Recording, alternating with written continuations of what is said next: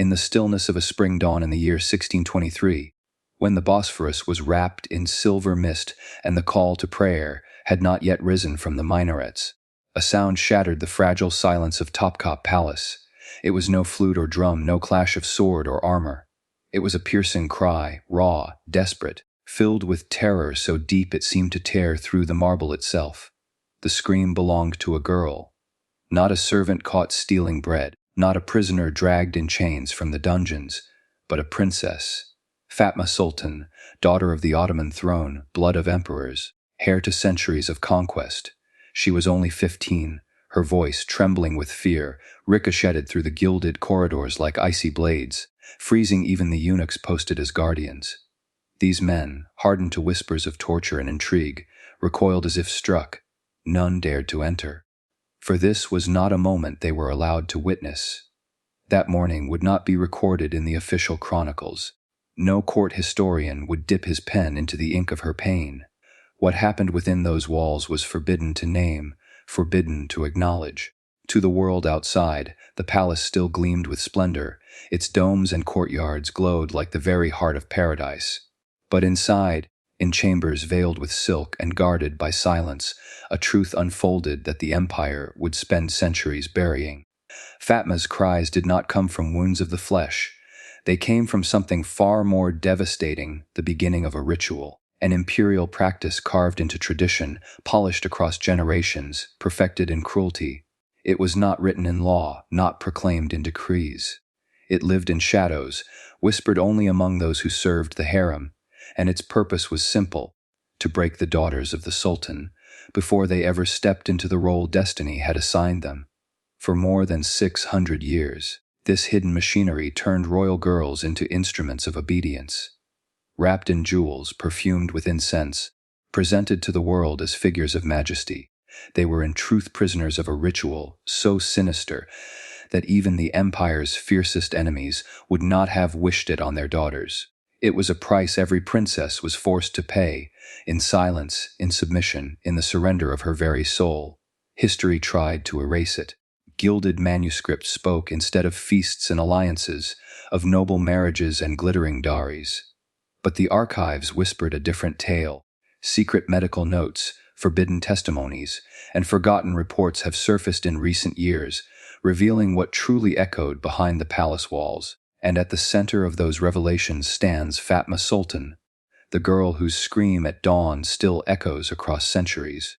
For while Europe's noblewomen dreamed of silk gowns and Ottoman luxury, while peasants spoke of princesses living like goddesses, the truth was closer to horror. Many of these young girls prayed for death long before their wedding nights. Some resisted until madness consumed them. Others vanished from records altogether. And yet, their stories remain buried under tapestries of ceremony, their pain smothered beneath the weight of empire. Today, you and I will walk into that silence. Together, we will open doors history locked. We will step into chambers the empire tried to erase, and we will listen to voices long denied. Fatma Sultan's story is not a fairy tale. It is not the sweet myth of a golden princess in a palace of marble. It is the sound of chains behind silk curtains. It is the ritual of obedience disguised as ceremony. It is the nightmare hidden beneath the crown. So prepare yourself. What you are about to hear will not comfort you. It will unsettle you. It will pull away the mask of splendor and show you the face of power when it feeds on its own children. Fatma Sultan's scream at dawn was not the first, and it was not the last, but it is the one history could not completely silence. From the outside, the life of an Ottoman princess appeared to be the very definition of paradise. Visitors from Europe and Asia alike carried back tales of golden palaces, silken gowns, feasts that stretched into dawn, and jewels so dazzling they seemed stolen from the sun itself. They described women who lived like goddesses, untouched by hunger, protected by armies, entertained by poets and musicians at their every whim. Travelers, gazing from afar, believed the daughters of the Sultan lived without pain, without fear, wrapped in eternal splendor. For the common people of Istanbul, even a fleeting glimpse of a veiled princess riding in her litter was enough to spark fantasies. To the poor, she was a symbol of a life free from toil. To the nobles of Europe, She was a prize of alliance, a living bridge into the empire's power. And in the minds of many, these women were envied as the luckiest of their generation. But what outsiders saw was a mask, a carefully constructed illusion, polished by court historians, guarded by eunuchs and paraded only when necessary. Behind the veil of opulence lay a different truth, one no song, no traveler's diary, no official decree dared record. The price of being born royal was not freedom, it was captivity. A captivity so deep it gnawed at the mind, hollowed the soul, and left many daughters of the throne wishing they had been born peasants instead. The harem was often spoken of as a garden of delights, a paradise of women tended by servants, its courtyards perfumed and its fountains sparkling in the sun. But within its walls, princesses did not live as free spirits, they lived as pawns. Every step they took, every gesture they made, every word they spoke was part of a choreography designed to prepare them for one single purpose: to be given away like gold or land in the empire's endless game of alliances. The paradox was cruel concubines, often slaves stolen from foreign lands, sometimes rose to unimaginable influence. Some even became queen mothers, shaping sultans, deciding wars, ruling the empire from behind screens. But the princesses born of royal blood were denied that same agency. Their fate was shackled from birth. They were not allowed to choose their husbands, their homes, or their futures. They were vessels of legitimacy, and nothing more. The world may have envied their silks and gems, but the gems weighed like chains. The silks suffocated like shrouds, and the rituals of their upbringing were not acts of refinement. They were tools of erasure. Erasure of voice, erasure of will, erasure of self. By the time a princess reached adolescence, she had already begun the slow surrender of her individuality. From the outside, her life appeared as a series of celebrations, birthdays marked with banquets, holidays with ceremonies, and the promise of marriage with treasures. But inside, those same celebrations were rehearsals of obedience. Bow lower, speak less, smile when commanded, disappear when ordered. And those who faltered were not punished in ways the world would recognize. Their punishments were quieter, more insidious. Hours spent locked in chambers of mirrors, forced to confront their own reflection until they broke. Days of silence imposed until their voices trembled with uncertainty. Nights deprived of sleep until their thoughts blurred into submission. This was the hidden price. Not hunger, not poverty, but the systematic breaking of the will. A royal girl's childhood was not her own. It was a series of lessons in compliance, coated in perfumes and jewels. This is why the chroniclers spoke of paradise, because from a distance, no one could see the cracks. The suffering was invisible, locked behind walls and rituals, drowned under layers of silk. And for centuries, those walls did their job well. Few outside the palace knew what really happened. Few dared to imagine that the daughters of the world's most powerful empire prayed for release the way a prisoner prays for escape. But the archives whisper what the songs do not. Secret physician notes describe girls who fell mute without cause, their voices gone as though stolen. Eunuch records speak of trembling brides delivered to their husbands, unable to stand without assistance. Reports from foreign spies detail royal women collapsing at their own wedding processions, carried like lifeless dolls through golden gates. And yet, when the story reached the outside world, it was polished into legend: a splendid marriage, a union of power, a princess draped in diamonds. The mask remained intact. The truth was swallowed by the empire's obsession with appearances. It is within this chasm, between what the world believed and what the palace concealed, that Fatma Sultan's story unfolds. She was not the first to wear the mask. She was not the first to pay the hidden price. But hers is the cry that still echoes loudest, because fragments of her ordeal survived when so many others were erased. She is the reminder that behind every portrait of luxury there may be chains unseen, that for every jewel displayed there may be tears hidden, and that for every princess envied there may be a girl longing for nothing more than an ordinary life, free of silks, free of rituals, free of the mask that turned paradise into prison. In the early 17th century, the Ottoman Empire was not just a state, it was the beating heart of half the known world. Stretching across 3 continents, from the deserts of Arabia to the gates of Vienna, from the Black Sea to North Africa's shores. It was a realm of staggering size and unmatched influence. Traders in Venice measured their fortunes against its markets. Kings in Europe calculated their moves by its armies. And scholars across Asia admired its libraries, mosques, and schools as jewels of civilization. At the center of this empire stood Istanbul, the city once called Constantinople. Its skyline of domes and slender minarets pierced the sky. Its harbors overflowed with ships carrying spices, silk, and silver. To the outsider, it seemed eternal, unconquerable, the very axis around which the world revolved. And at the very heart of Istanbul rose the sprawling Topkapı Palace, a labyrinth of courtyards, gardens, halls, and chambers where the Sultan ruled not only as monarch but as shadow of God on earth. It was here, behind gilded gates and guarded walls, that decisions shaping millions of lives were made. Wars were planned, ambassadors were received, and decrees were written that reached villages thousands of miles away. To stand within those walls was to stand inside the pulse of empire itself. And yet, for the daughters born within those same walls, the palace was not a stage of glory. It was a cage. The imperial harem, so often reduced in Western imagination to a place of pleasure, was in truth a political machine. Its chambers were designed not merely for indulgence but for control. Here, the Sultan's daughters and wives, his concubines and servants, lived under constant surveillance. Eunuchs monitored every move. Lessons, prayers, meals, and even silences were orchestrated with military precision. The harem was less a sanctuary than a factory, a place where women were shaped into tools of dynastic power. There is a cruel paradox at the heart of this system. The women who entered the harem as slaves, often taken from the Balkans, Circassia, or beyond, sometimes rose to immense influence. Through wit, charm, and alliances, some became valide sultan, mothers of future rulers, wielding more political power than viziers and generals. These women, who arrived in chains, sometimes ended up shaping empires, but the princesses, the daughters of the dynasty itself, were bound by a different set of rules. They could never become queen mothers. They could never rise to political dominance. Their blood, so pure it was considered sacred, was treated as untouchable currency.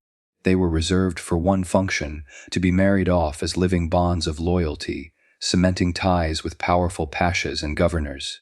Their bodies were treaties, their marriages were bribes, their smiles were seals on imperial contracts. And so, while a concubine might dream of climbing to power, a princess like Fatma Sultan had no such path. From her first breath, her fate was written not in the stars but in the empire's ledgers. Her brilliance, her passions, her humanity, all of it weighed less than the political advantage her marriage could bring. She was, from the moment she was swaddled in silk, less a daughter than an asset. The grandeur of the empire only sharpened this tragedy, for outside the palace walls, Fatma's name carried awe. Poets sang verses about the unmatched beauty of Ottoman princesses. Foreign envoys wrote of their refinement, their intelligence, their gowns sewn with threads of gold. To the people, they were symbols of divine favor, daughters of a dynasty chosen by God. Yet inside the palace, that very divinity was a shackle. Their sacred blood meant they could never escape, never choose, never belong to themselves. The year of Fatma's birth, 1606, the empire stood at both its peak and on the edge of decline. Its armies were still feared, but cracks had begun to show. Corruption spread in the provinces. Enemies gathered at the borders. Court intrigue simmered in every corridor of Topkapı. In such times, every alliance mattered. Every marriage could mean stability or rebellion. For the Sultan's daughters, this meant their lives were not theirs to live. They were bargaining chips in an endless struggle to preserve the empire's balance. Imagine growing up in such a world. Your father, the Sultan, revered as Padishah, had the power to end wars with a word. Your brothers and uncles commanded armies. Your palace shimmered with mosaics, fountains, and treasures stolen from a dozen conquests. And yet you, born into this unimaginable wealth, could not even choose where you would sleep after your wedding night. Your fate was not written by your own hand, but signed in the ink of men's agreements. This was the Ottoman world Fatma Sultan was born into, a world where power reached across continents, where palaces glittered with splendor, but where, behind the most guarded walls, Daughters of the dynasty were sacrificed not on battlefields, but in chambers of ritual submission. It was a world that could build mosques to scrape the heavens, yet had no room for the voice of a girl who dared to scream. And so, to understand the tragedy of Fatma Sultan, we must first grasp the paradox of her empire, an empire strong enough to bend nations to its will, yet fragile enough to devour its own daughters to survive. Fatma Sultan was not born ordinary. Even within the marble walls of Topkapı, where every child of the dynasty was raised in splendor, she stood apart. From her earliest years, those who tended to her whispered of a mind unusually sharp, a presence unusually radiant. She was the daughter of Sultan Ahmed I and Censored Sultan, one of the most powerful women the empire would ever know. The blood of emperors and the influence of a formidable mother flowed in her veins. By the age of 7, Fatma was already speaking more than one language. Court tutors marveled at how quickly she absorbed Arabic verses, Persian poetry, and the Latin phrases whispered by foreign physicians. Where other children played with dolls, she traced constellations on parchment, asking why the stars moved as they did. When gifted a polished astrolabe, she turned it over in her hands not as a trinket, but as a puzzle she was determined to master.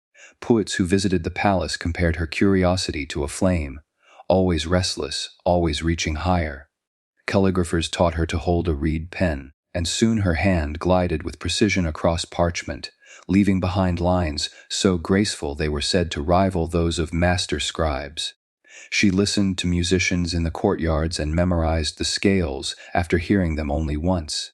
Some claimed she possessed the kind of mind destined to leave a mark on history, had she been born with the freedom to choose her path. But Fatma was not free. Her brilliance was admired, yes, but admired the way one might admire a jewel in a locked box. It was beautiful, yet its fate was not its own. For in the empire's hierarchy, no measure of genius could alter the destiny carved for a princess at birth. Fatma's father, Sultan Ahmed I, was known for his intelligence and refinement, but also for the endless burden of ruling a crumbling yet vast empire. His daughters were political currency, and none were exempt. When Fatma was barely in her teens, her future was already sealed. She was promised to Kara Mustafa Pasha, a powerful governor and military commander whose loyalty to the throne needed cementing. To the court, it was a brilliant match. To the empire, it was strategy. To Fatma, it was a sentence. She did not love him. She scarcely even knew him. Her heart, which once soared toward the stars she mapped in her secret notebooks, sank under the weight of a reality she could not alter. Her mother, Censored Sultan, wielded unmatched authority as Valide Sultan, the Queen Mother, the empire's unofficial ruler. And yet, even she did not intervene. She knew the rules of the game too well. She had clawed her way to power as a concubine, but for her daughters, the path was different. The dynasty's blood was not allowed to roam free. It had to be chained to alliances. Censored may have loved her daughter, but she loved the empire more. And so, Fatma learned what every princess of her line eventually learned, that her life was not her own to live. Her intellect, her artistry, her questions about the heavens, all of it meant little compared to the signature on a marriage contract. She could study, she could shine in her lessons, she could impress her tutors and delight the poets. But when the day came, all of that brilliance would be draped in silk, perfumed with roses, and handed over to a man who saw her not as a mind, not as a soul, but as a seal of loyalty. This knowledge did not come suddenly. It crept in slowly, the way shadows creep across a courtyard at dusk, first in whispers among the servants, then in glances between eunuchs, then in the careful way her governess reminded her, over and over, that obedience was the highest virtue of a princess. By the time Fatma realized the cage around her, it was already sealed. And yet, even within that cage, she glowed. Those who saw her in these years described her as radiant.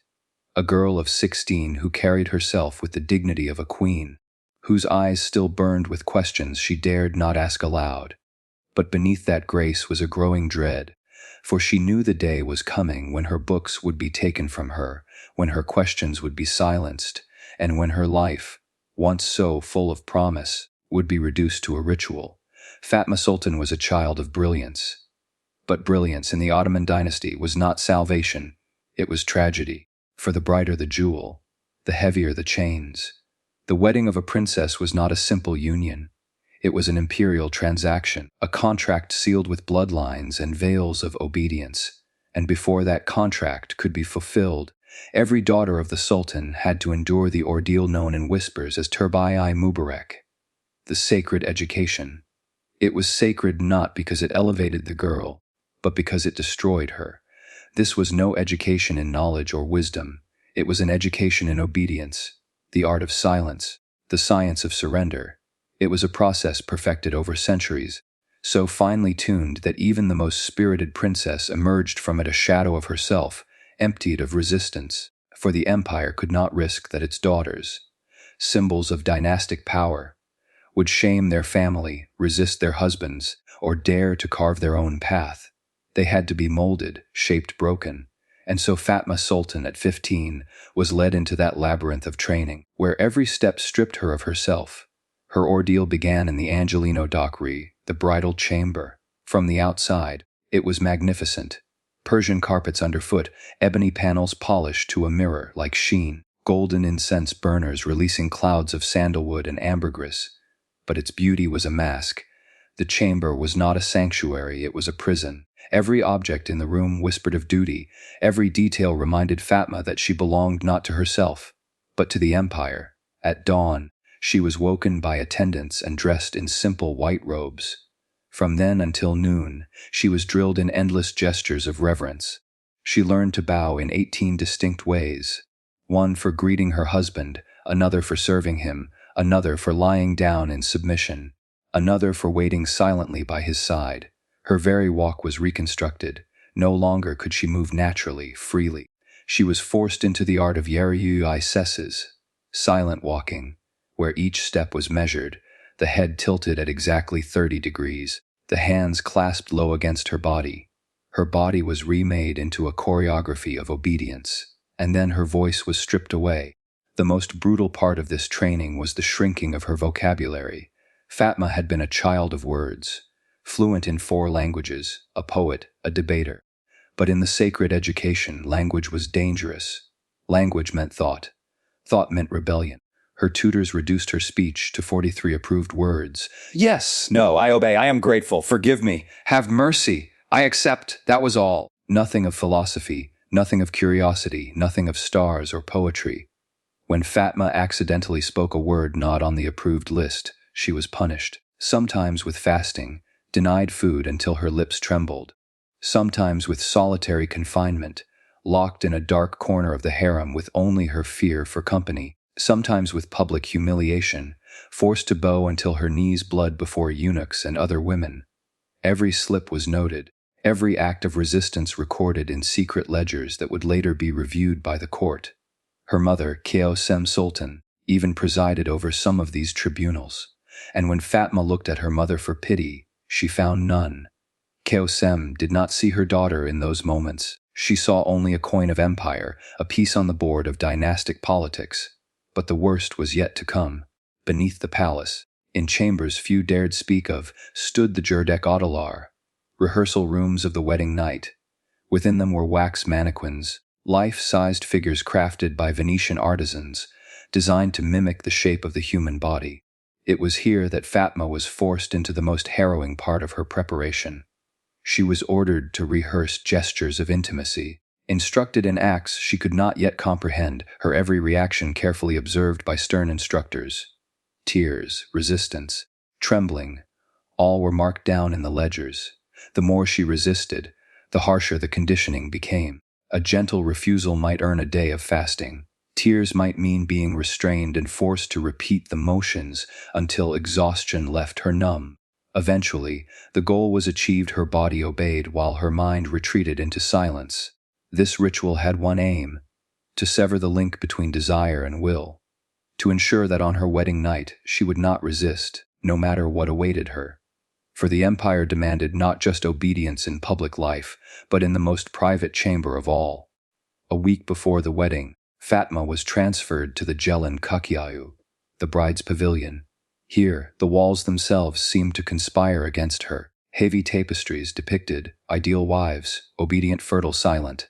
Venetian mirrors lined the walls, forcing her to confront her own reflection constantly. This practice, called muraqabah, had once been a Sufi meditation of self-awareness. Here it was twisted into a weapon. Fatma was made to watch herself endlessly, to police her own gestures, her own thoughts. The message was clear. She was never alone. Even her mind was not her own. Her diet was regulated pomegranates, almonds, goat's milk, honey, and spices chosen not for health but for symbolism, fertility, sweetness, submission. Her baths were ritualized. Oils of valerian, poppy, and orange blossom were poured over her skin, mixtures designed to dull her will and sedate her mind. By now, Fatma began to understand the truth. She was no longer being prepared for marriage. She was being erased. At the end of each week, she was summoned before a tribunal, a circle of women and eunuchs who judged her progress. She was made to perform her bows, recite her limited vocabulary, and demonstrate her submission.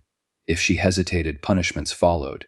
If she faltered, she was corrected with cold precision. Even her mother presided at times, her face unreadable. For Fatma, these trials were not just humiliating. They were devastating betrayals. The very people who should have protected her, her teachers, her attendants, her mother, had become her wardens. It was in these chambers that her brilliance began to dim, her sharp wit dulled. Her questions fell silent. Her dreams of astronomy and poetry were replaced by the hollow rituals of obedience. This was the true purpose of the sacred education, not to teach, but to break. By the final weeks, Fatma spoke less and less, not out of obedience, but because words themselves felt dangerous. She moved mechanically, bowed without thought, obeyed without question. The girl who had once traced the stars with eager fingers now traced the edges of her prison walls, whispering the same 43 words until they became her whole universe. This was the ritual's triumph, not just the submission of the body, but the erasure of the soul. To outsiders, these preparations were never recorded. Official chronicles spoke only of splendid marriages, dazzling ceremonies, alliances sealed with silk and gold. But hidden in secret ledgers and medical notes lies the truth. Every Ottoman princess endured this ritual of breaking. Some emerged silent, some emerged shattered. A few tried to resist and paid with madness or disappearance. But all were transformed. For in the Ottoman Empire, a princess was not a daughter, not a woman, not even a human being in her own right. She was an instrument, a living seal of obedience. And Fatma Sultan, the girl who once dreamed of the stars, was now reduced to a shadow. Her brilliance had not saved her. It had only given the empire more to destroy. March 15, 1623, the day that would decide the rest of Fatma Sultan's life. From the moment the sun rose, Istanbul pulsed like an overfilled vein. Trumpets blared from the palace walls, incense thickened the air, and banners of crimson and gold fluttered above the crowds. To the people outside, this was glory, the marriage of a sultan's daughter, a spectacle of wealth and divine authority. For them, the empire was proving its power yet again. But inside Topkapı Palace, behind marble corridors and silken veils, another story was unfolding, one invisible to the masses. While they feasted and sang, Fatma Sultan was being led toward her most dreaded night. The evening began with banquets that dazzled the guests. Gold plates stacked with lamb roasted in saffron, sherbets flavored with rosewater, candied fruits glistening like jewels. Dancers from Persia spun in crimson silks. Andalusian musicians plucked lutes until the air itself seemed alive with song. The janissaries, guardians of the empire, marched through the palace gardens in synchronized displays of strength. Chroniclers later wrote that the empire itself shone brighter than the stars that night. And yet, in the midst of this grandeur, Fatma sat still, silent, her lips dry, her gaze unfocused. The physicians noted tremors in her hands, cold sweats that chilled her despite the warmth of the hall. Panic swelled within her, though she dared not speak it aloud. For everyone else, this was a celebration. For her, it was a sentence. When the final cups were drained and the public departed, the real ceremony began. Fatma was escorted to the nuptial pavilion, a structure built centuries earlier by Mehmed the Conqueror, octagonal in shape, 3 levels high. Each level had its purpose: purification, surrender, consummation. This was no simple bridal chamber. It was an architectural theater of submission. designed to remind the princess at every step that she was not entering a union, but an act of empire. On the first level, Fatma was stripped of her silks and lowered into marble tubs filled with rosewater, sandalwood, and ambergris. Attendants poured scented oils over her hair, rubbing her skin with ointments laced with diluted opium and mandrake extract. These concoctions were not only to perfume her body, but to weaken her will, a numbing haze cloaking her mind. Alchemists, trained in Cordoba and Samarkand, whispered prayers as they worked. To them, this was ritual science: dull the body, soften the spirit, create compliance. By the time they finished, Fatma's limbs were heavy, her eyelids drooped. She felt herself drifting, suspended between waking and sleep. Her body was calm, but her soul screamed in silence. She was dressed in a gown of white silk embroidered with gold, pearls from the Persian Gulf sewn into every seam. At first glance, it was a garment of majesty, but hidden within it were clasps and cords designed to restrain her if necessary. Her crown weighed so heavily it forced her posture. Her anklets and bracelets restricted her movements. Her shoes, thick-soled, slowed her steps. The gown was not just clothing, it was a cage. Meanwhile, her groom, Kara Mustafa Pasha, hardened commander, 20 years her senior, was undergoing his own preparation. Surrounded by warriors and advisors, he was instructed in the art of dominance: words to humiliate, gestures to intimidate, techniques to ensure submission.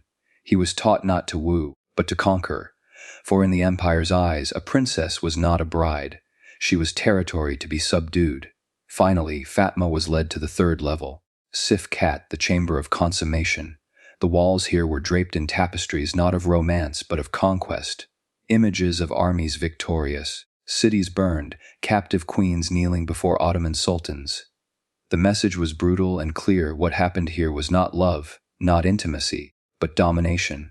The bed itself was constructed for control, with hidden cords beneath the cushions, oils soaked into the fabric to calm resistance, and lighting arranged to disorient the senses. When the procession left, the doors closed, and Fatma was alone with her husband. The silence was heavier than any fortress gate. Fatma trembled. Her body shook uncontrollably, her lips quivered without sound. When Mustafa Pasha approached her, she recoiled, her eyes darting as though seeking escape in a room where none existed. The imperial physicians later described her state with a single word: okma, the collapse of the spirit. At first, Mustafa mistook her silence for defiance. He applied the methods drilled into him: words sharp as blades, calculated gestures of authority. Physical dominance meant to break her will, but what he encountered was not resistance. It was absence. Fatma's mind had fled. She had retreated deep into herself, as though her soul had abandoned her body in order to survive. What lay before him was not a wife, not even a person in full, only a shell. Hours passed in this dreadful theater. Attempts at consummation failed again and again. Observers hidden behind the walls. For yes, even this most private moment was monitored. Recorded fainting, bleeding, and what physicians called ru-siu mek, the departure of the soul. When the act was finally forced to its conclusion, it was not a union, but a violation, and it marked the end of Fatma Sultan as she once was. The morning after, the palace celebrated as though paradise had been achieved. Musicians played, banquets resumed, chroniclers wrote of splendor. But inside Fatma, nothing remained. She fell into selective mutism, speaking only in whispers, and only when addressed. Her appetite vanished, attendants had to feed her by hand. She wept without reason, sometimes for hours, until her body shook with exhaustion. Worst of all, she developed what doctors called virginal melancholy, a condition they claimed was common among princesses after marriage. In modern words, it was trauma, irreversible, unhealable. Even the presence of eunuchs, men she had known her entire life, triggered panic attacks, rapid breathing, fainting, convulsions. She, who once debated scholars and studied the stars, now cowered at the sound of footsteps in the corridor. Yet the empire demanded appearances. Fatma was paraded at ceremonies dressed in silks, presented as the loyal bride. She bore children. She attended banquets. She smiled when commanded. But behind closed doors there was silence. Between her and Mustafa Pasha, no warmth grew.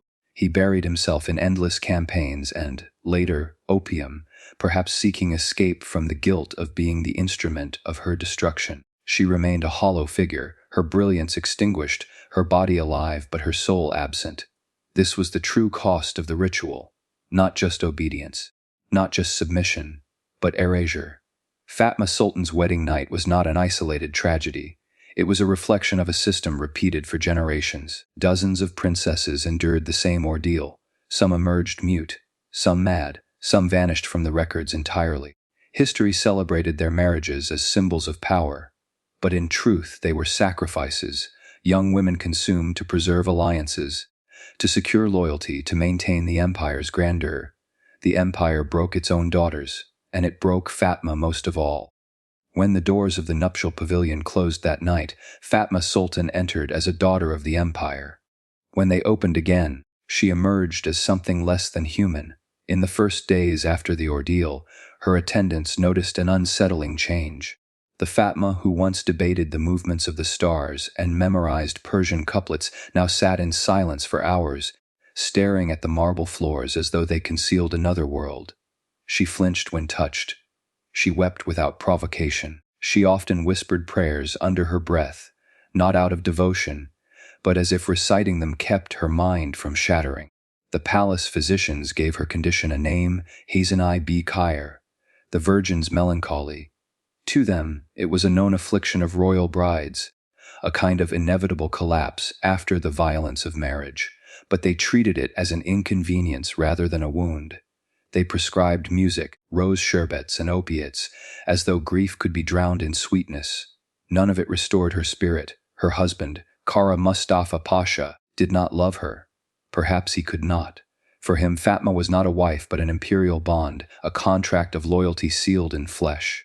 He visited her when required, but more often than not, left her alone in vast chambers echoing with emptiness. When he did appear, their encounters were marked by tension. He would drink, sometimes heavily, perhaps to numb his own unease.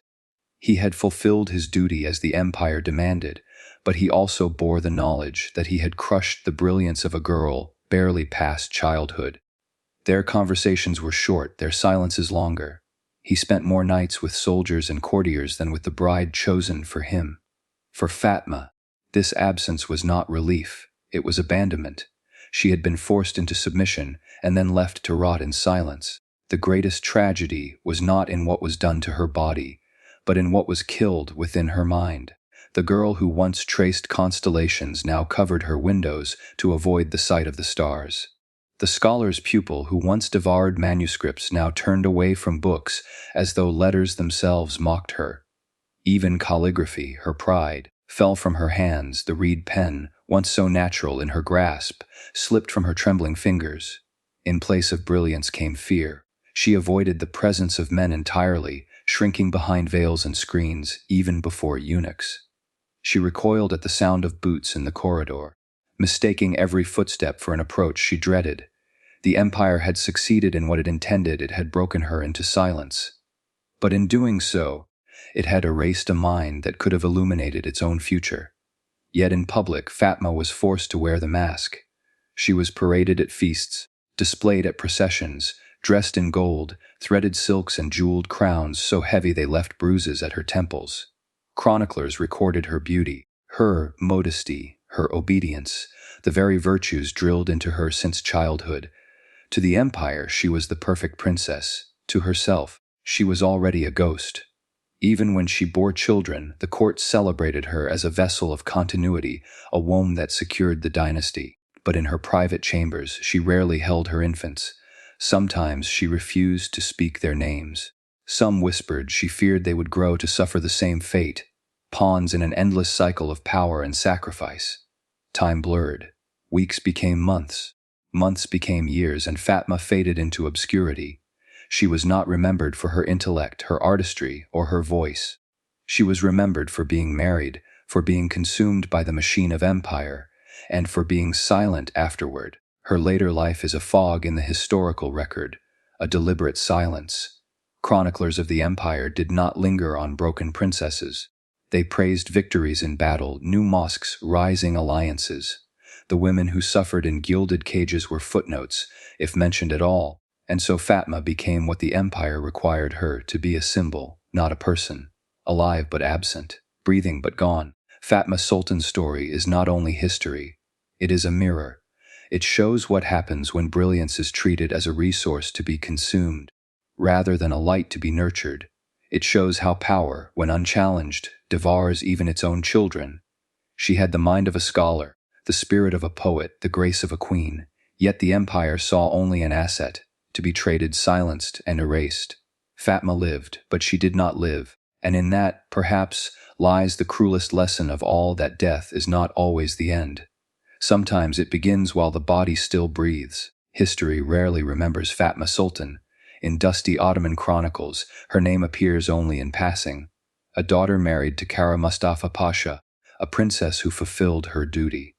There are no poems in her honor, no great mosques carrying her name, no tales of triumph tied to her legacy. She is a shadow in the margins, a footnote in the empire her blood once crowned. And yet, her silence is more powerful than any monument, because it forces us to ask, what is the true cost of empire? What is the worth of glory if it is built on the erasure of its own daughters? The Ottoman Empire celebrated itself as the defender of faith, the inheritor of Rome, the jewel of the East. Its rulers believed themselves chosen, blessed, eternal. And yet, within its palaces, it destroyed its own. Fatma's story exposes the lie at the heart of splendor, that behind every jeweled crown is a scar hidden from sight.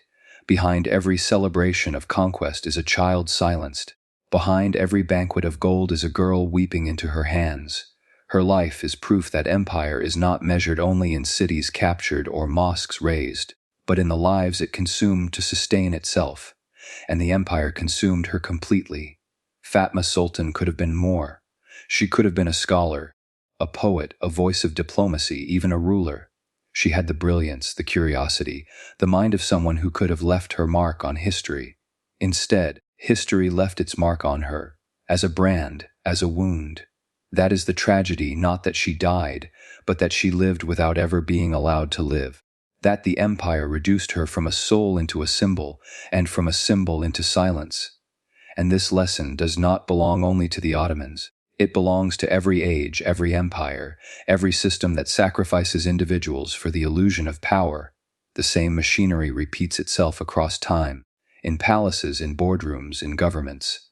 A brilliant mind is crushed, a voice is silenced, a human being is turned into currency. Picture Fatma not as the records left her, not as the silent princess paraded in silks, but as the child she once was, a girl tracing constellations on parchment, asking why the stars moved, a girl holding a reed pen with perfect precision, a girl whose questions were too large for the cage built around her. Now imagine that light extinguished, not by fate, not by accident, but by design. That is her legacy, not the silence history gave her, but the scream we can still hear if we dare to listen. Empires rise, empires fall, mosques crumble, palaces decay, banners fade to dust. But the pain of a single silenced child remains eternal.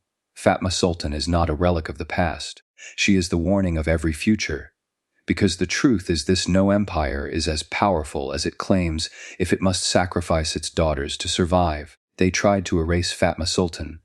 Tonight you brought her back. Empires fall, but stories like hers survive only if we keep them alive. If this story struck you, don't let it vanish into silence again. Share her name, spread her truth, and subscribe now. Because the next time history tries to bury a voice, it will be ours to uncover.